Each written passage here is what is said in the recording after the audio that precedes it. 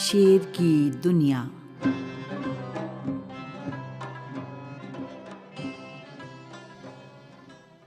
फिरदौसी का दर्शन और उनकी तत्वदर्शिता मुख्य रूप से भलाई और बुराई के बीच संघर्ष पर आधारित है।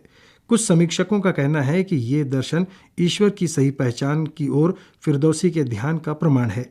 निश्चित रूप से सृष्टि और संसार के मामलों के बारे में फिरदौसी की गहरी दृष्टि ईश्वर की सही पहचान के व्यापक अर्थ से असंबंधित नहीं है।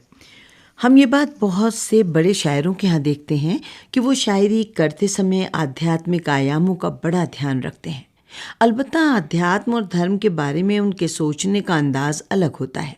शायद यही बात अल्लामा इकबाल ने अपने अंदाज में कही है कि क्या सूफियों मुल्ला को खबर मेरे जुनूं की, क्या सूफियों मुल्ला को खबर मेरे जुनूं की, उनका सरे दामन भी अभी चाक नहीं है। मेरे विचार में ये शेर कुछ कठिन है। अगर आप इसके बारे में थोड़ा विस्तार से बताएं, थोड़ा इसको सरल बनाएं तो बेहतर होगा।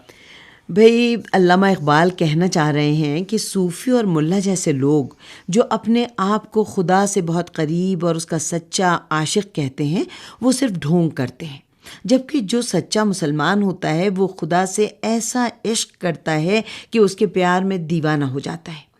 इकबाल ने जिस दीवानगी का नाम लिया है ना, वो खुदा से सच्चे इश्क में ही हासिल होती है जी। वो कहते हैं कि दीवानगी का पहला कदम ये होता है कि इंसान होश में होता है, लेकिन अपना गरिबान फाड़ लेता है। और खुदा से इश्क का आखिरी चरण ये होता है कि उसे चाहने वालों को उसके अलावा कोई भी दिखाई नहीं देता। बिल्कुल। हसन अब्बास साहब इकबाल कहते हैं कि ये सूफ़ी और मुल्ला जो इतने बड़े बड़े दावे करते हैं, उनके गरिबान तो क्या, उनके कपड़ों के निचले हिस्से भी फटे नहीं हैं, जबकि हम दीवानगी के आखिरी चरण पर पहुँचे हुए हैं। उसकी वजह यह है कि सूफ़ी और मुल्ला सिर्फ ज़बानी दावे करते हैं और कर्म के मामले में वो बिल्कुल कोरे होते हैं।